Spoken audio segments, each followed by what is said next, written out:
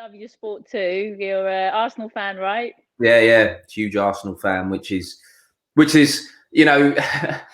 it's rough being an Arsenal fan, and I know there'll be fans of lower clubs watching this, going, "What are you talking about, rough being an Arsenal fan?" But what it is, it's hard to explain to people who are, not in the same position. But what it is with Arsenal is it's the hope that really, really kills you, because Arsenal are so close to always, doing quite well, and then they just balls it up, and it's like, I can't take it, I know what you mean. Who's your favourite player of all time for Arsenal? Favourite player of all time? Well, it depends kind of what category. Is it favourite player because I liked them, or favourite player because I think they're the best? Okay, let's go with both of them then. Right. Like of any era, Arsenal, who kind of stands out for you? Right. Well, my favourite, the person who reinforced my love for Arsenal. I mean, I had no choice in the matter. Let's get that out there right now. My granddad is Ghanaian, and when he came to this country, he was already supporting Arsenal from Ghana. So then my dad, my uncle, everyone is Arsenal, So I weren't going to have a choice. But when I was growing up, Ian Wright, for me, because I was growing up in South London as well, and Ian Wright's from South London. He's from Brockley, which is not too far from where I grew up. And just to see him on TV, just smashing it for Arsenal was amazing. And the best thing about Wrighty as well is not only was he a potent, amazing goal scorer, just his personality is just so infectious. And I loved him growing up. And he's somebody who, now I've met, and I can send him a message. I can message him right now, and he'll reply to my messages. And for me, that is just mental to me, because I was in, the North Bank at Highbury watching him, just idolising him. I'd be in the playground pretending I'm Ian Wright, but I was the same. I'd wear a number 8 T-shirt because of Ian Wright. The difference is I was absolutely useless. I'd be like, Ian Wright, here we go, bang, over the bar. Great, yeah, cheers. So Wrighty probably, my favourite player because of who he is. But then the best player I've ever seen wear the shirt, and I see some people say Thierry, and don't get me wrong, Thierry is a phenomenal player. But for me, Dennis Bergkamp is something else. And, at the time of recording this, I think it was Dennis Bergkamp's birthday yesterday. So happy birthday, Dennis Bergkamp. Not that he's, waiting for my birthday wishes or anything like that. I'm sure, he's had loads. But he was just, I think majestic is a good word for Dennis, because there was something about, he had the goal against Newcastle. He's scored some amazing goals, but that one's probably the best goal in Premier League history. And the thing that I really, really liked about Dennis is, not only did he have this finesse and this skill and this kind of, just ability to score incredible goals, he was also a little bit nasty. He wasn't afraid to kind of stick the boot in when he needed to, elbows flying here, there and everywhere. And we got to admit, football was a bit different back then. Now it's a little bit more kind of, if you did that stuff, you probably get sent off, you're having an early shower. But, back then it was different, and Dennis knew how to do it, and he knew how to get away with it. So, him for me, the greatest player to put on the Arsenal shirt. I like that he never used to like travelling as well, wasn't it? He used to have to drive everywhere. He hated flying. Mental as well, isn't it? When you think about it, like a club like Arsenal, who, mainstays in Europe, whether that's Champions League way back then, and Europa League more recently. But, away days, he would have to leave 24 hours before the rest of the squad, because he did not fly. He had a personal driver who would drive him, across Europe to different places. And if we were drawn against, a team that was far away, like a Turkish side or something like that, he couldn't play. And that to me is crazy, because I can't imagine, I don't know, because I don't know the ins and outs of every single player out there. And I'm sure there are players that don't like flying, but I'm pretty sure nowadays, if you didn't fly, that would be a massive problem. Oh yeah, I reckon so. It's nuts when you think about it that way. But that's probably why he could never go on to be the manager of Arsenal, because a few people have asked in the past, when Wenger left, get Dennis in, blah, blah, blah. But the manager's got to fly. You know, the manager can't go, oh, you know, I'm going to let number 2 take care of this. Even though Jurgen Klopp couldn't even be asked to show up for the League Cup games. He's sending the under-23 manager. Are there any of the footballers that you've interviewed? Because I know you get involved with the BBC Sports side as well. Are there any that you've interviewed that you were nervous about interviewing? I'm never really nervous because I'm worried I'm going to mess it up or because somebody's such a big hero to me. I'm more kind of excited. So the first time I interviewed Wrighty, I was just so excited. And then like when I went up, because I work for Arsenal, as well as the kind of BBC Sports stuff, I work for Arsenal as well. I do a lot of the Arsenal media stuff. So I've been to the Arsenal training ground now loads of times, and I've interviewed quite a few of the players, and they kind of know me a bit. Like, this is by no means am I saying I'm friends with any of the players. I couldn't. No, you're good. Any of the Arsenal players right now. But if they saw me at the training ground, like if Aubameyang saw me, or you know, Bellerin saw me, they'd come over and say hello, just because of familiarity, you know. So I don't really get nervous like that.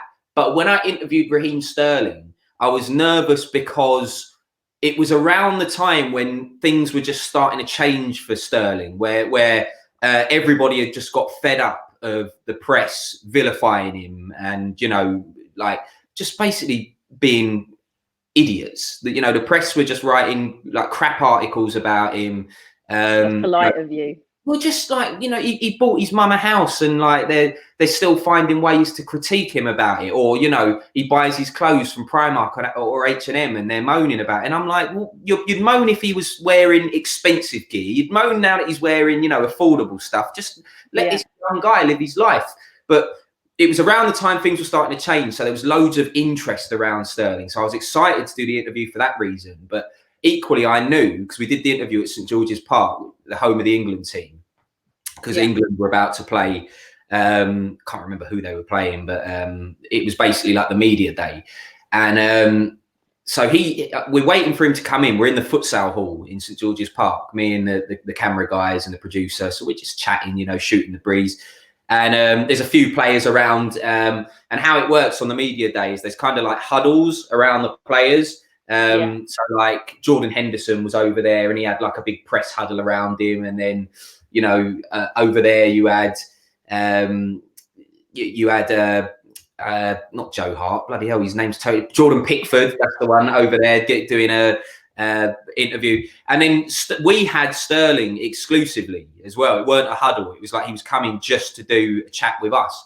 And I knew there was going to be loads of FA people around him, and that's what made me nervous, because it's like, you know, I like a bit of freedom when you're chatting to somebody, because I like it to be real, you know. I like it to be honest, and I feel like the more people, the more entourage that come with people, the more guarded they tend to be. And that's not just footballers, that's, you know, musicians, anyone I've interviewed. A lot of the time when they come with loads of people telling them not to say this or do that or blah blah blah, you get a samey media trained interview.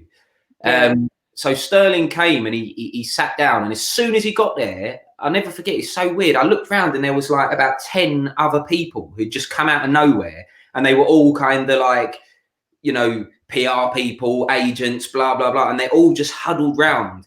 And one of the guys put his iPhone underneath my seat and was recording everything that we were talking about.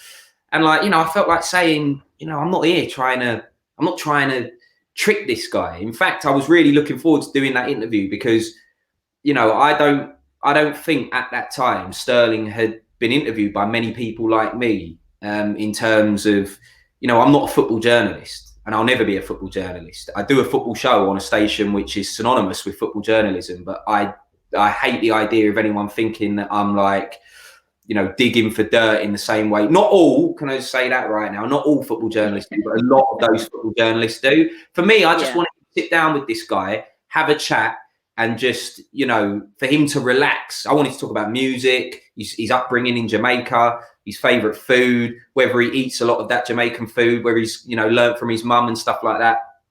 And we did speak about spicy for me. We spoke about a lot of these things, but the nicest thing was, what we decided to do is, I don't know if you've seen Dev on Radio 1. He does a thing where he gets kids to ask questions, and it's a little bit of a get out of jail, because people are, the minute you involve kids, it softens the interviewee anyway, because, you know, kids are very innocent, aren't they? You know, they're not trying to scoop or any dirt. So, you know, we got these kids to ask questions, and I think he brightened up. He was smiling. He really enjoyed it. And I think the FA were really happy with the interview in the end. So to answer your question in a roundabout, waffled manner, because it feels like about it's good. You asked the question. I don't really get nervous because I'm worried about, you know, interviewing someone.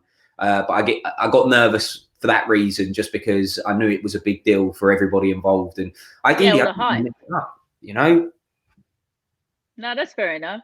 So, like, obviously not getting nervous, and we know you want to, like, interview The Rock one day. But in terms of sticking with football for a second, are there any footballers that you've not interviewed that you'd like to interview? Well, there's a few, to be honest with you. I'd love to. He's retired now, obviously, but Thierry Henry would be up there as somebody that I'd like to interview. But currently playing, I was lucky enough to interview Aubameyang just before the lockdown happened, because he was kind of number one on my list as an Arsenal fan. He's the Arsenal captain, but also he's a fun-loving guy. He's and I just knew that having a chat with him, he would be smiley and relaxed and laughable, and that's what you want when you interview someone. At the end of the day, you know, you don't want them to be kind of boring, media trained, you know, 1 or 2 word answers. But to answer your question, I think I'd surprisingly, I'd like to sit down and have a chat with Virgil van Dijk. Oh, cool, yeah. He's obviously doesn't play for Arsenal. I bloody wish he did, but he don't. So, you know, I'd like to sit down and have a chat with him, because I think he's an interesting character. Who else would I say?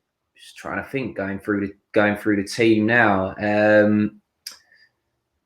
I'd like to chat to Phil Foden, actually, because he's somebody who's being tipped for massive things in the future, trying to break through at that Manchester City side. You know, I'd like to speak to him about, you know, how he stayed true to his belief that he would be able to break through in a side like that. Because imagine you're in the youth team for a club like Manchester City. Most of those kids are looking at it thinking, we got no chance of breaking through here. And Phil Foden's somebody that's done it.